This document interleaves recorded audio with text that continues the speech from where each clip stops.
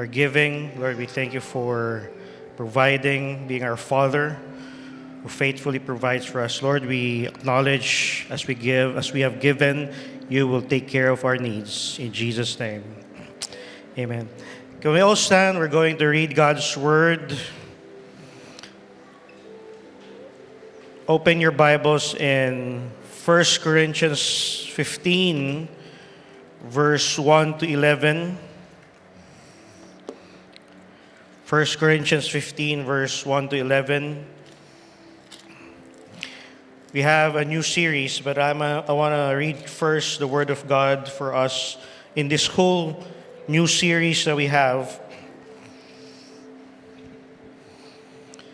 1 Corinthians 15, verse 1 to 11, it says here, "Now I would remind you, brothers, of the gospel I preached to you, which you receive, in which you stand, and by which you are being saved, if you hold fast to the word I preached to you, unless you believed in vain.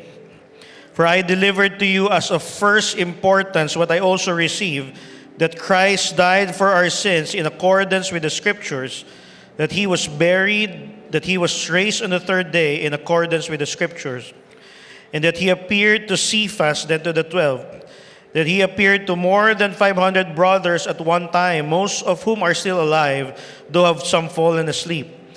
Then appeared to James, then all the apostles. Last of all, as to one untimely born, he appeared also to me. For I am least of the apostles, unworthy to be called an apostle, because I persecuted the church of God. But by the grace of God, I am what I am. On the contrary, I work harder than any of them, though it was not I, but the grace of God that is with me. Whether then it was I or they, so we preached, and so you believe." This is the word of the Lord. Can we just pray? Lord, we thank you for your word. Lord, may you remind us of your great love for us. Lord, may we understand, God, what's in your word that gives us hope, gives us life. So, Lord, I pray that you would speak to us. Lord, we want to hear our Father's voice this afternoon. In Jesus' name, amen, amen. Palakpakan natin si Lord. You may now sit down. All right, good afternoon. Happy Palm Sunday. Pwede bang batiin mo yung katabi mo ng Palm Sunday? Happy Palm Sunday. I don't know if you're familiar with Palm Sunday, pero alam ko, obvious, no? Marami kayong nakikita sa paligid nyo na palm branches, tama ba? Sino dito familiar kayo sa context ng Palm Sunday? Meron ba? Ayan, oh, pastor, basta palaspas, alam ko yan eh. Panglinis yan, taboy ng masasamang spirito. Hindi po, no? In the Philippines, we are celebrating today Palm Sunday because una-una, Palm Sunday ushers us into a very important event in Christian history. What is that? Alam nyo ba? Bakasyon po? Hindi bakasyon. It's the Holy Week. Palm Sunday ushers us in the start of the Holy Week. Kaya may mga palm branches. It signifies what happened during the Bible times, in Jesus' time, when he was about to enter Jerusalem in the final week of his life. The final days of his life, ang last stop niya, last destination niya was Jerusalem. And there were crowds who gathered into the entrance of Jerusalem who was calling out, Hosanna. They were praising Jesus. They were affirming him. They were crying out that he is the King of Kings. Okay? So doon nagsimula, and they were holding palm branches. So that's actually the basic origin of what Palm Sunday is. But again, it's very important for us to know that kasi it ushers us, sabi ko nga, to a very important week for us. So sana, sino dito naka-ready na yung bakasyon nyo this Holy Week? Meron ba? Sino dito na-cancel? Kasi mataas ang gas. Meron ba? Na-cancel? Sino sa bahay lang kayo? Sa bahay lang, meron ba? Ayan, so staycation. Ayan, hopefully, it's not that we would just rest and probably magbabakasyon kayo ngayong Holy Week, but hopefully, we would take some time to reflect. We would take time to reflect about the very important thing that has happened during this week. Again, kanina in-announce si Pastor Angelo that we have Holy Week devotionals. Please use that. Alam ko, simula pa lang ngayon. Ngayon, meron na Sunday, day 1, meron na kayong makikitang devotional ngayon. Until next Sunday ulit, it's 7 days of Holy Week devotionals so that it will be a great time to reflect about the death of Jesus Christ and the resurrection of Christ, about the Holy Week. All right? So we are starting a brand new series today entitled The Final Say. Yan, sabihin nyo nga, The Final Say. Who is the final say in our life? Sa bahay nyo ba, sino bang pinaka-final say? May mga mag-asawa ba dito? Sino ang final say? Di ba? Yung mga anak ko, lagi kong tinatanong sila pag di sila nakikinig. Sabi ko, who's the boss in the house? Yan, lagi ko sasabihin sa kanila yun. Sabihin ko sa kanila, who's the final say? Tapos yung anak ko, yung bunso, lagi niya sabihin, me. Of course, me. Ha? Ganun siya lagi, di ba? Pag tinatanong ko siya, sinong final say? Sinong boss? He would always pertain to himself. Kasi ang final say, ito yung may last say. Who called the shots. It's the deciding factor. Yan ang ibig sabihin ng the final say, di ba? And sa bahay, it's the parents who has the final say. Hopefully. Okay? Sana. Sa office, sinong may final say? It's your boss. Okay? Kung may bakasyon ka ngayong Holy Week. Hindi, meron niya, holiday, di ba? It's your boss who has the final say. In your office, sa nation, it's a leader. It depends anong itsura ng government nila, but it's the leader who has the final say. In our courts, sa isang korte, it's the judge who has the final say. So in this series, we will remember and we will remind ourselves sa Bible ba, in all the issues that we have. Tama ba? Lahat naman tayo may issue sa buhay, no? Tingnan mo yung katabi mo, may issue ba? Marami ba siyang issue? Lahat tayo, whether you're a Christian or not, all of us are dealing with issues in our life. But ang tanong natin is, sinong may final say sa lahat ng issues natin? Who decides? Who gets to decide if we would be able to overcome the issues in our life? So that's what this series is all about. It speaks about the resurrection of Jesus Christ. It's the central message of our faith. And we will see that later. Pero related pa rin to sa grand theme natin this year, which is the mission of God. But what we need to remind ourselves all throughout the series is that without the resurrection of Jesus Christ, there will be no mission in the first place. And we would see that all throughout this series. Tinignan natin yung 1 Corinthians 15. Today, we're going to look at one by one, 1 Corinthians 15. And si Paul, he wrote a letter to the church of Corinth. And it was a series of letter.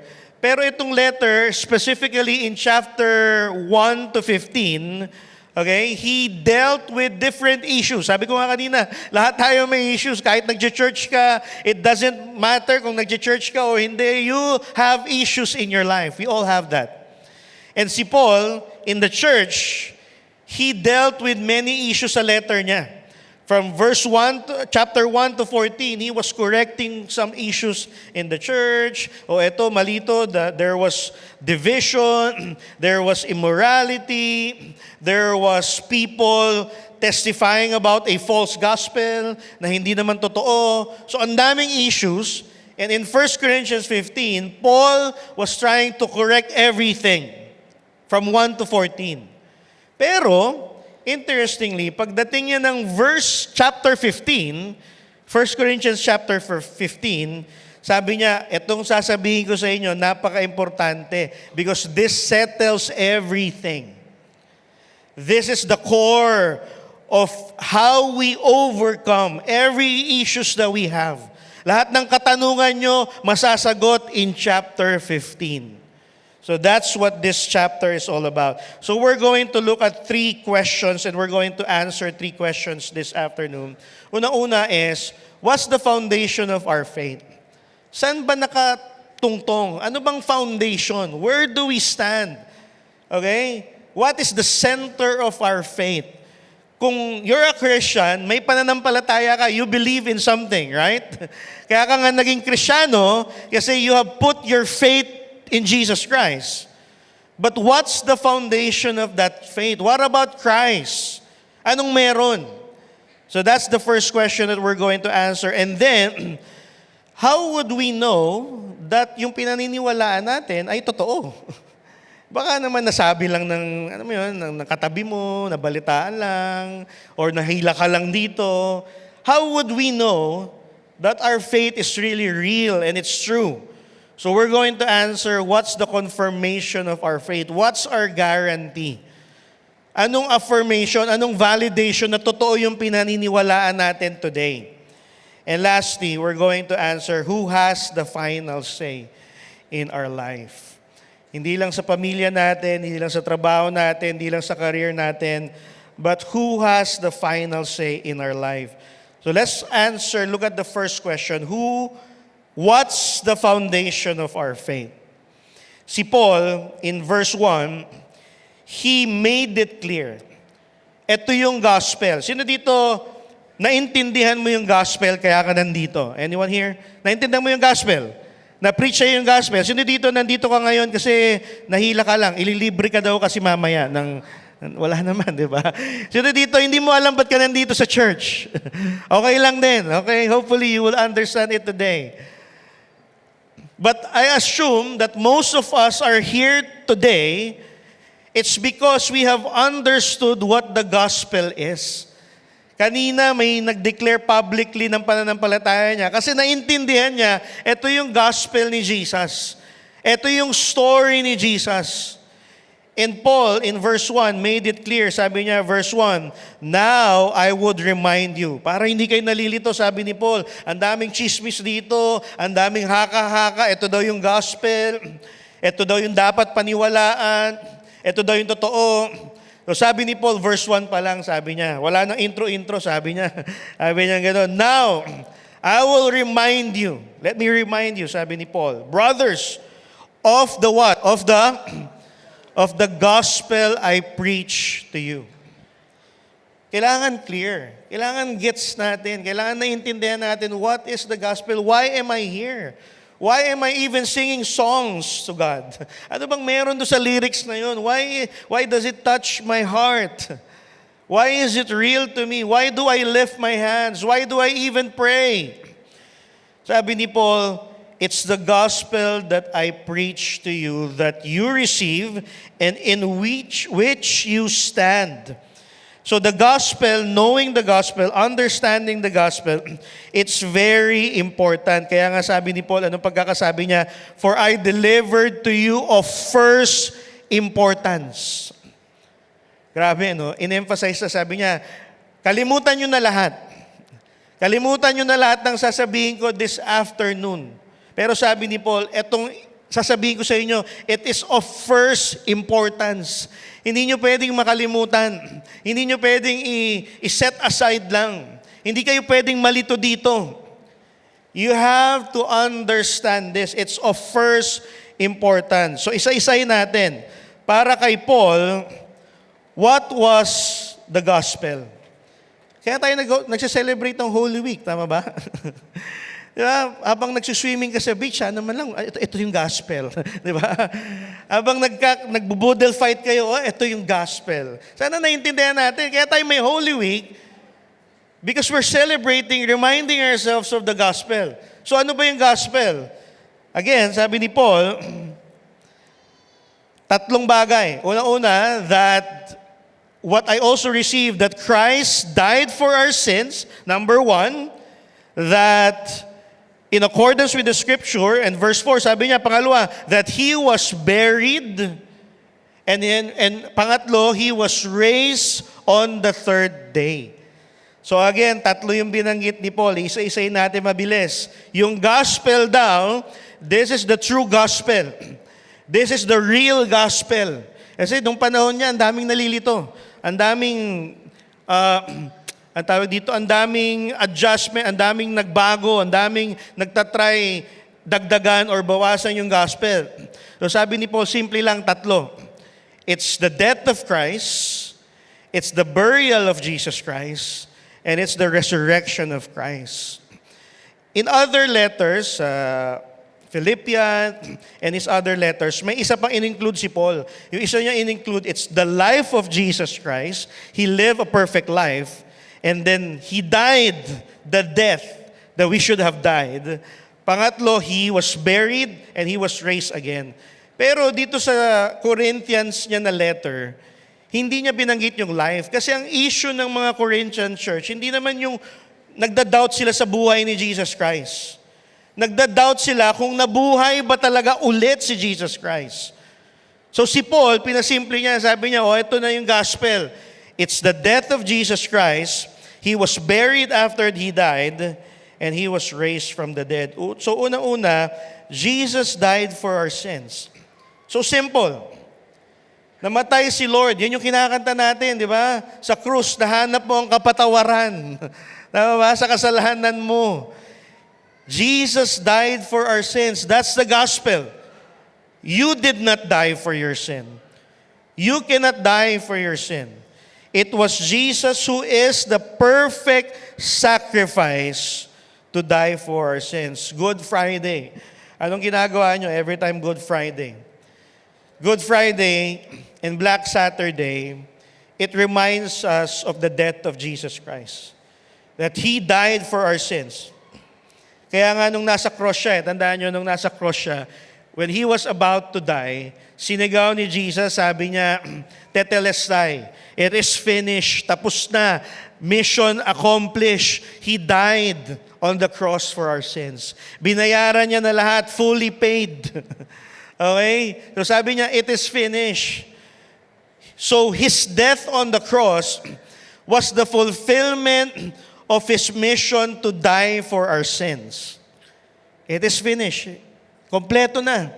So every time nagkakasala tayo, we just have to remember na patawad ka na ni Lord because 2,000 years ago, He died for your sins already. Nothing can change that. It is finished. Wala ka nang kailangang gawin para pagbayaran yung kasalanan mo. Binayaran na ni Lord on the cross.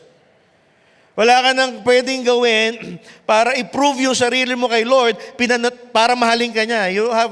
You cannot do anything to prove yourself para mahalin ka ni Lord. Kasi on the cross, He proved already that He loves you. Pero nakakalungkot, di ba? Ano yung pinaka nakikita natin pag Holy Week? Usually, when Holy Week, ako, taga-probinsya, just recently came here. Tapos, tinatanong ko, anong itsura ng Holy Week sa Pasig? And some people would say to me, ay, Pastor, may makikita ka dyan sa C5. Makikita mo na sa C5. Nakikita nyo ba yun? Pagdating ng probably Wednesday, Thursday, Friday, makikita nyo sa C5. Aakyat sila papuntang Antipolo. Ano makikita nyo? Di ba? Meron ng mga nagbipinitensya. Meron ng mga nagkakamot ng likod. Nagkakamot na. Di ba? May pipinitensya. When I was in college, my course in college was media production. So we did a documentary interviewing yung mga nagpipinitensya. Tapos, when we asked them, ano bang hugot, ba't kayo nagpipinitensya? And they would usually say, kasi ang dami kong nagawang kasalanan recently, kailangan kong pagbayaran. Ito ng way ko para ibalik kay Lord yung bayad. Yung iba naman, ito na yung way ko para pakita ko kay Lord na seryoso ako sa pagiging deboto ko. So usually at the heart of this is that they want to pay for their sins or try to prove themselves. Sasaktan ko yung sarili ko para malaman ni Lord na talagang baka sakaling maisip niya, patawarin niya ako. So it's like a payment for their sins all over again. Yung iba, umaabot pa sa pagpapapako sa cross, di ba, pag Holy Week. Because for them, it is payment again for their sins. But that will cancel the truth na sinabi ni Jesus, it is finished. I died for your sins already. Tapos na. No one needs to go back to the cross again. No one needs to hurt themselves again. It is finished. I paid for it. I was the perfect sacrifice. Death of Christ. Gospel. Pangalawa, hindi lang doon natapos yung story. When Jesus died, He was buried after His death. Alam niyo bakit ba importante na part ng gospel yung inilibing siya? Alam niyo kung bakit? Kasi the truth that Jesus was indeed buried after His death is so important because the burial of Jesus Christ, inilibing siya, may tomb, may grave. It's so important because it confirms that Jesus was not just unconscious. Tapos biglang di natin nakita na nabuhay pala ulit kasi hindi naman siya talaga namatay. So ibig sabihin, pag may libingan, merong nilibing. Tama? So pag may nilibing, malamang may namatay. So the burial, so there was a grave. There was a tomb. So importante yun kasi it confirms na namatay talaga si Jesus. Hindi illusion lang na namatay ba talaga siya? Parang ipinaba tapos biglang nawala. Baka nag-CR lang. Or baka nahilo lang, nahimatay, tapos na-revive ulit. Hindi. Dahil may burial, may tomb, may grave, it confirms that Jesus really died. Jesus' death was not just an illusion, it was a real death. So, ibig sabihin, pag totoong namatay siya, then totoong napatawad ka na sa kasalanan mo. That He really died for your sins. You can have a confidence. Ngayon, pwede mo nang kantahin yung kanta. Kasi He really died for your sins. He really was the perfect sacrifice. So, it's the death of Jesus. It was the burial of Jesus. Jesus was buried after His death. Actually, sabi sa Isaiah 53 verse 9, sabi rin doon, He made His grave with the wicked, with the rich man in his death. Prophesy. Sinabi na Old Testament pa lang that sabi dito, mamamatay si Jesus at ililibing siya with a rich man with a rich man in his death. Okay? So prophesy na sa Old Testament pa lang. It was fulfilled that when Jesus was buried, He was buried in a rich man's tomb. Yung nagmamayari, tomb yun ni, if you do study, ito side note na lang, si Joseph of Arimathea, he was a rich man. And Jesus was buried in that tomb. So it fulfilled the prophecy in Isaiah 53 verse 9 that that's exactly what will happen. But again, napaka-importante. Ito yung parts ng gospel na sabi ni Paul of first importance. Summarize ko lang. Number 1, Jesus died for our sins. Pangalawa, Jesus was buried after His death. He really died. Pero sabi ni Paul, may pangatlo. Ano yung pangatlo? Yung pangatlo, He did not remain dead. Okay? Jesus was raised from the dead. So that's the gospel. That's the full gospel. So to answer the question again, what's the foundation of our faith? The answer is the gospel. It's the death, it's the burial, and it's the resurrection of Jesus Christ. We have to understand that. Tanungin mo yung katabi mo, gets mo na. Ngayon mo pa lang pala na-gets. That's the gospel. During Paul's time, in the Corinthian church, they were distorting that. Hindi talaga namatay si Jesus. Or, ang pinakauso nun, hindi talaga nabuhay si Jesus. Tingnan mo, nawala lang yan. Nag-magic. Optical illusion. Diba? Chismis lang. So Paul made it clear, this is the gospel. It's the death of Jesus Christ, the burial of Jesus Christ, and the resurrection of Jesus Christ. Actually, sa sobrang seryoso ni Paul, sabi niya, Now I would remind you, brothers, of the gospel I preached to you, which you receive. Tatanggapin nyo to. Ito yung pinaniniwalaan natin. And this is where you stand. Sabi niya, this is the gospel in which you stand and by which you are being saved. This is the gospel that transforms you. Pag may kulang dyan, there's no transformation in your life pag may kulang kayong naintindihan dyan sa gospel. Sabi ni Paul, this is by which you are being saved. When you get this, when you understand this is what transforms a life. So my prayer, if some of you here, Pastor, yan pala yun, no? Yan pala yung gospel. Hopefully, when you fully understand this will change your life. If you believe this is what will transform your life. Tapos, interestingly, binanggit din ni Paul, alam mo, reminder niya sa Corinthian church during that time, sabi niya, hold fast to this. Don't drift away. Sana huwag kayong mawala sa pagkakaintindi nyo nito. Sana huwag nyong bawasan o huwag nyong dagdagan yung gospel. Ito yung gospel. Don't drift away from this. He emphasized na you don't want to believe in vain. Diba? Sabi niya, verse 2, and by which you are being saved, if you hold fast, huwag niyong bitawan tong gospel na to. Okay, huwag niyong kakalimutan. Lagi niyong daladala. Lagi niyong panghawakan. May problema ka sa pera, gospel. Tandaan mo yung gospel ni Lord. May problema ka sa pag-ibig. So dito yung katabi mo, may problema sa pag-ibig. Nasa kamay, yan. Sabi ni Paul, panghawakan mo to.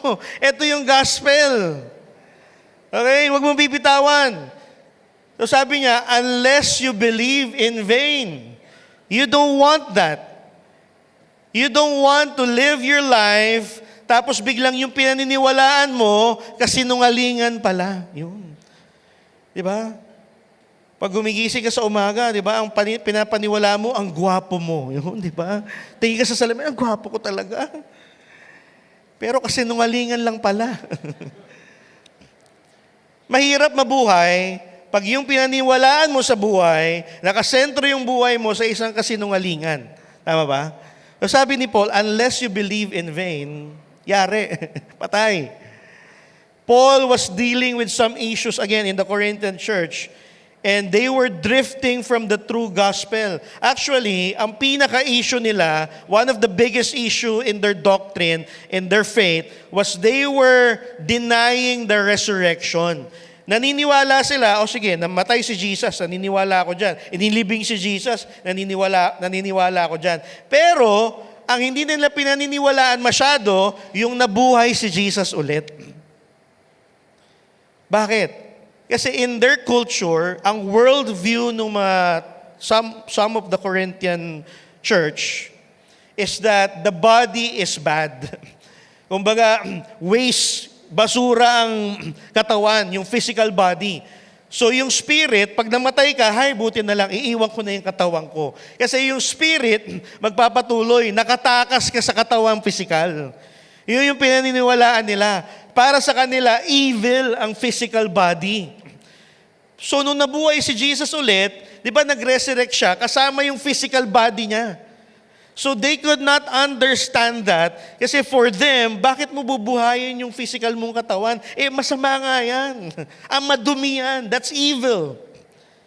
So people in the church, they were rejecting the idea of the resurrection.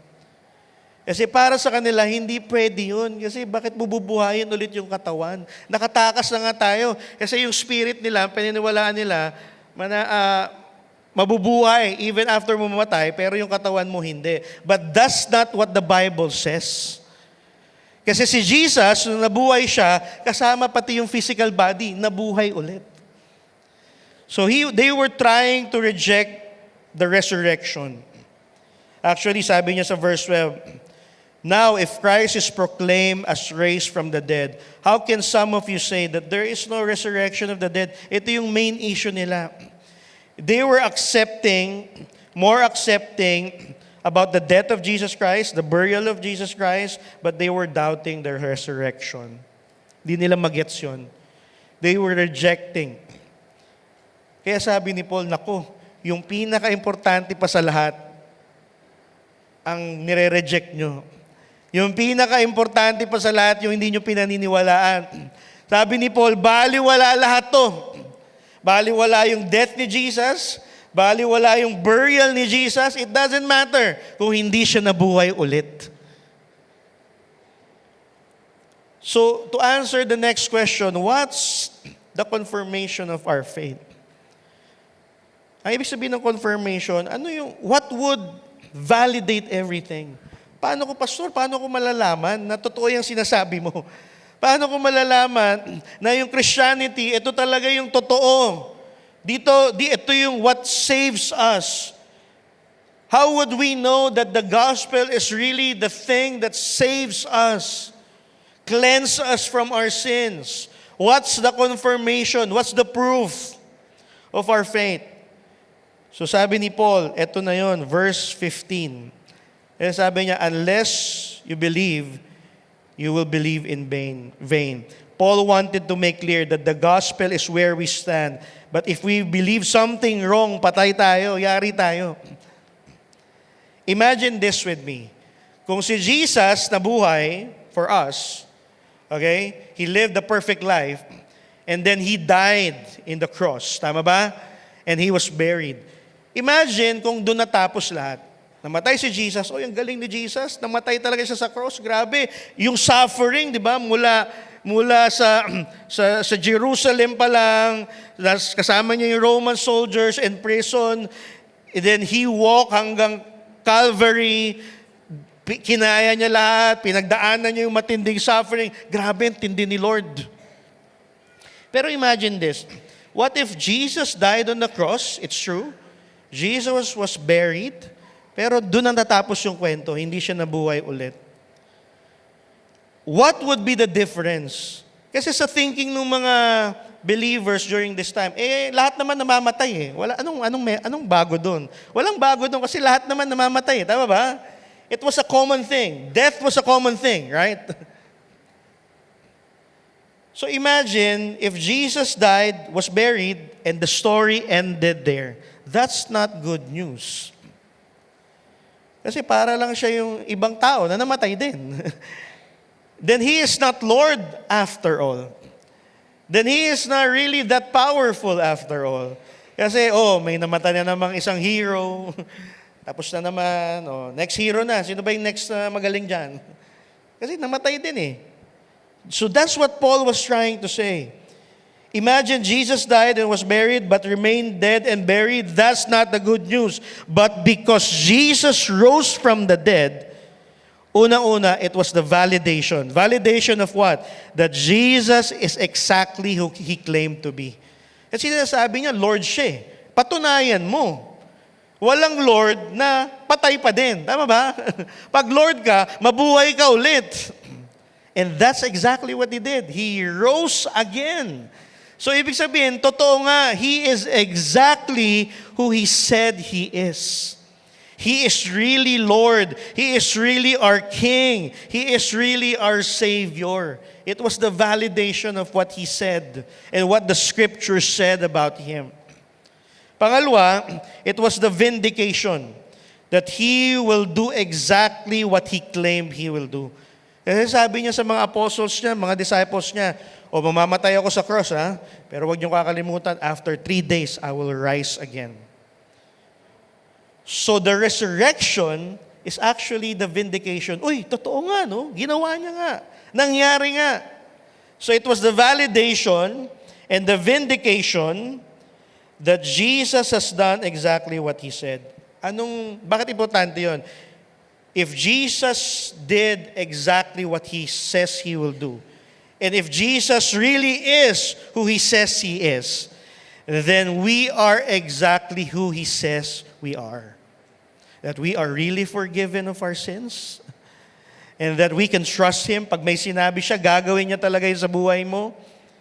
Pag may sinabi siya, He would really do what He needs to do in your life. Pag sinabi niyang napatawad ka na niya talaga. If He said that He can change your life, then He can really change your life. If He says He will provide for you, then He will really provide for you.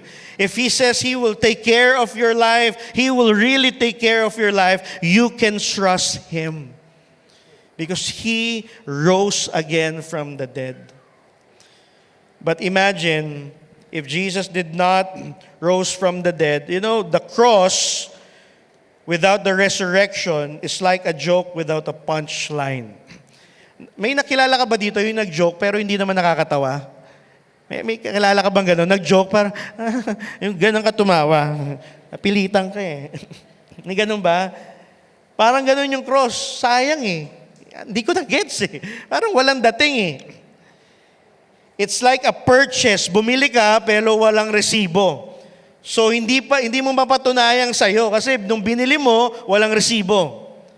So hindi naniniwala yung mga taong sa'yo talaga yan.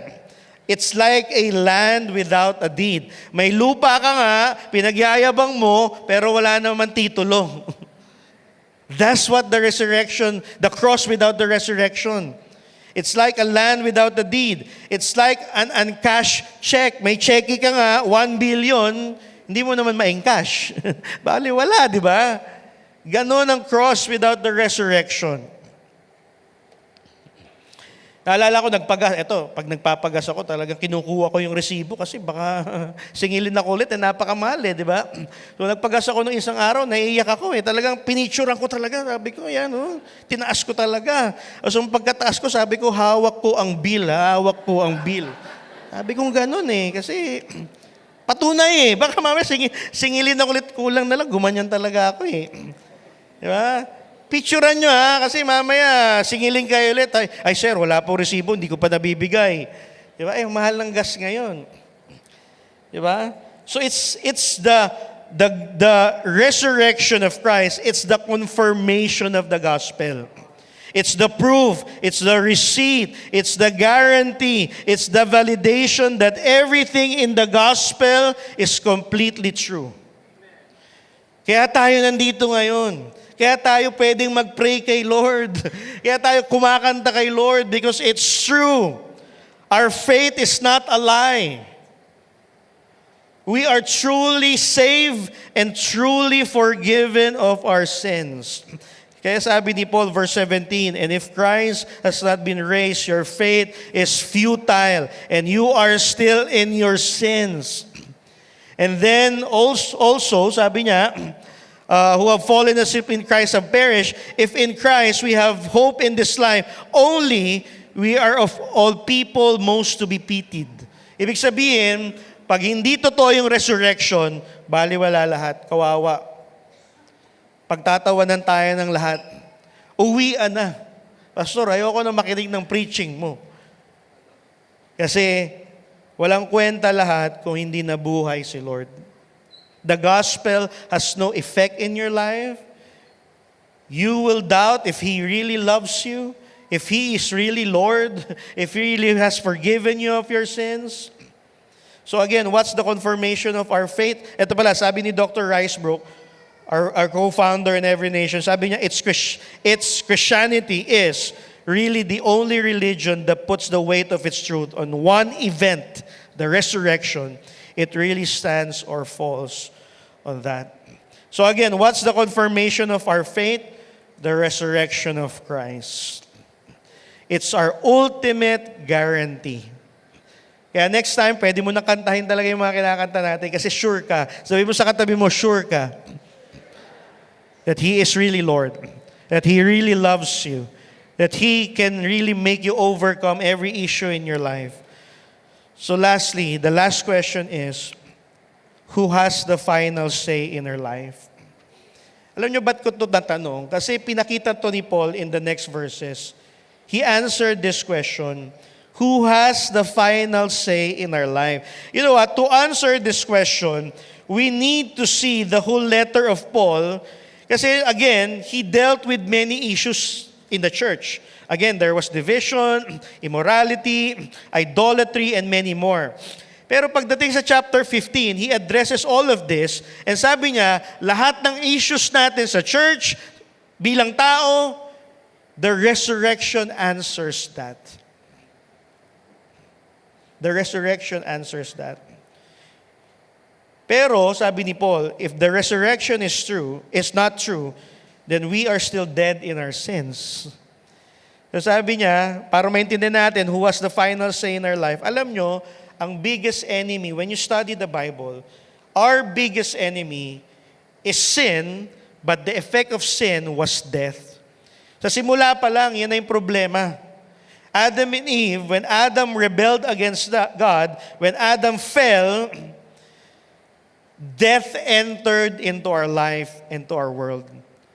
So yung pananaw din ng mga taga-Corinthian church, gagawin ko na lahat ng maduduming bagay sa katawan ko. Kasi mamamatay din naman ako eh. Hindi naman magre-resurrect tong katawan ko eh. Yung gagawin ko na kasi mamamatay ka rin naman sa uli. Gawin mo na lahat. So for them, it seems like death was the final say. Ba't ka pa magse-celebrate? Ba't ka pa magse-celebrate ng birthday? Mamamatay ka rin naman, di ba? Bakit ka pa kakanta sa church? Mamamatay rin naman. Yun na yung katapusan ng lahat. So, kaya ang daming tao, takot silang mamatay kasi hindi sila sure eh. Para sa kanila, yun na yung ending ng buhay. So, death was the biggest enemy even in the narrative of the Bible. Death as a result of sin was the biggest problem. The certainty of death. Tapos lahat, that's the end of story.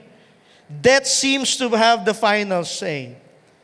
Sin and death seem to have the final say when Adam fell. Alam niyo sa Genesis 3, sin entered, and when sin entered, death was the biggest enemy. And that's all we facing. Kaya tayong may pain, may hurt, may grieving. Kasi may mga loved ones tayong namamatay.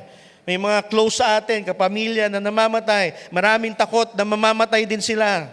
Tapos na lahat. So kung mayaman ka, ang pinaka-fear mo, mamatay. Kasi hindi mo madadala yung kayamanan mo sa kamatayan mo. Tapos lahat. It doesn't matter how rich you are, we will all die in the end. It doesn't matter how big your house is. It doesn't matter how many cars you have. Kasi in the end, we all die. What's our hope? And we will see this next week. But what's our hope? As I end, sabi ni Paul, lahat naman tayo, nung si Adam, 1 Corinthians 15 verse 22, sabi niya, for as in Adam, all die. Lahat tayo mamamatay. Yan yung kinakatakutan natin. Yan yung pinaka-ending ng story natin. It seems like. Romans 6 verse 23, you know this verse, for the wages of sin is death. Sin always leads to a grave. Sin always leads to a tomb. Sin always kills something. And I'll end with this. I want to call the music team for this. Yung sin, kaya nakakalungkot eh. Kasi ang sin sa buhay natin, pag lumaganap yan, at lumaki ang sin sa buhay natin, it always kills something, right? It kills relationship, it kills a career, it kills trust, it kills families. Di ba? May nakasalanan ka nagawa, naghiwalay kayo. May kasalanan ka nagawa, yung relationship nyo hindi naging okay. May kasalanan ka nagawa, na-lost mo tuloy yung opportunity. May kasalanan ka nagawa, yung pangarap mo tuloy hindi natupad. Sin always kills something. Sin always leads to death. Kaya nga, importanteng matandaan natin, sin is not just a bad habit. Sin leads to all kinds of death in our life. Ang pinakakaaway natin dito, it's death. We cry because of death. We are in pain because of death. We lose our hope because of death.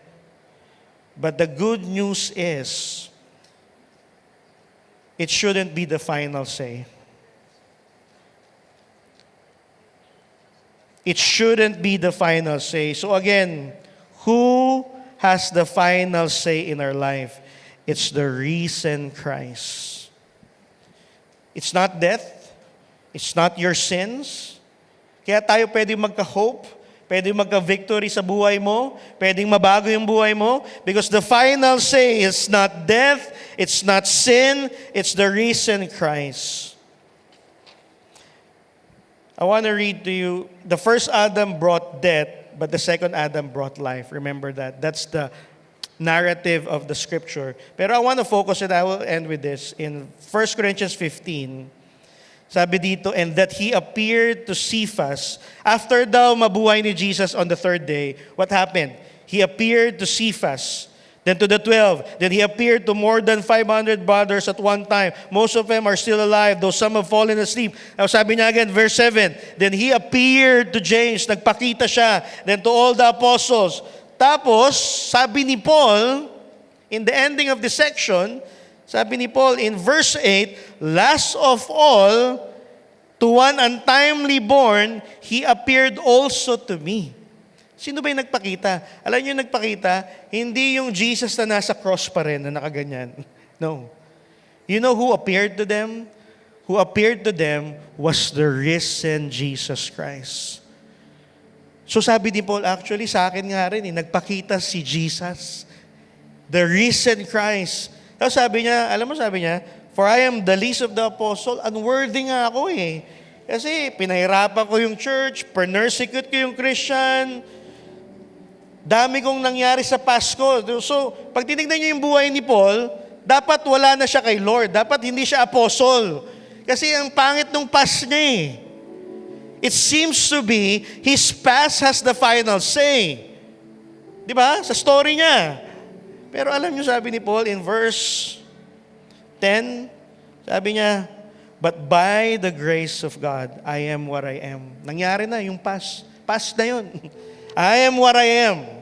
And His grace towards me was not in vain. On the contrary, I worked harder than any of them, though it was not I, but the grace of God. You know what changed Paul's life? Ano yung nagbago sa buhay ni Paul? Kahit ang lala nung past niya, kahit ang dami niyang kalokohang ginawa, ang dami niyang rebellion kay God, he persecuted the church. You know what the final say is? The risen Christ appeared to him by grace. And that changed the course of his life. So I want to encourage you, the risen Christ has the final say in our life. It's not death. It's not sin, it's not pain, it's not your mistakes, it's not your failure. The risen Christ has the final say, and we will discover that all throughout this series. But I want you to close your eyes. I want to first pray before we worship God. Ano ba yung it feels like has the final say in your life? Hindi ka maka-move forward. Hindi ka makapagtiwala kay Lord kasi ito yung feeling mo may final say. It's probably your past. It's probably your failures. It's probably your debt.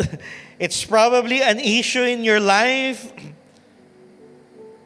It's probably like Paul, you rebelled against God. Di ka maka-move on. Di ka na makalapit kay Lord ulit. What seems like has the final say in your life? Let's settle it this afternoon. That death, maybe your marriage has died, your relationship has died, your dreams has died, and feeling mo, Pastor, wala na, end na ng story ko. But that's not true. It's the risen Christ, because Jesus was alive again. You can live again. Are you going to trust God?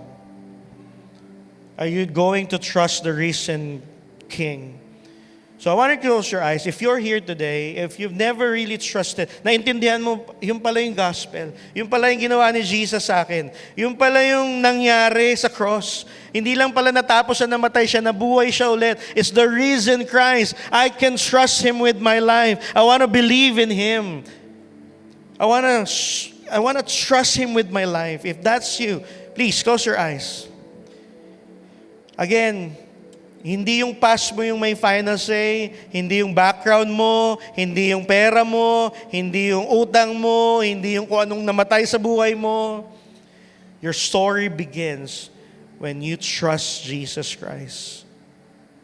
If you've never trusted Jesus Christ, you've never put your faith in Him, before we worship God, if you've never put your faith in Him, never mo pa siya pinagkatiwalaan, pero ngayon naintindihan mo na, ngayon nagets mo na, at gusto mong magtiwala sa Kanya, why don't you lift your hands, please? Just lift your hands. If that's you, if you're saying, Pastor, I want to trust Christ. I want to trust Jesus Christ. Lift your hands. If you've never done this before, I want to pray with you. Just lift your hands. If you're saying, Pastor, I want to trust Jesus Christ. Just lift your hands. If you want to make this decision to trust Christ, He has the final say. It's not your past. It's not your background. It's not who you used to be. It's not who you are now. It's Jesus Christ. Lift your hands. Just lift your hands. Yes, I see those hands. Huwag kayong mahiya. Just lift your hands. If you want to, I will usher you into a prayer.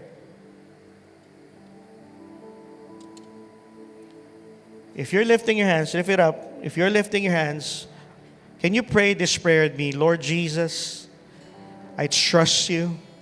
You have the final say in my life. From this day on, I believe in you.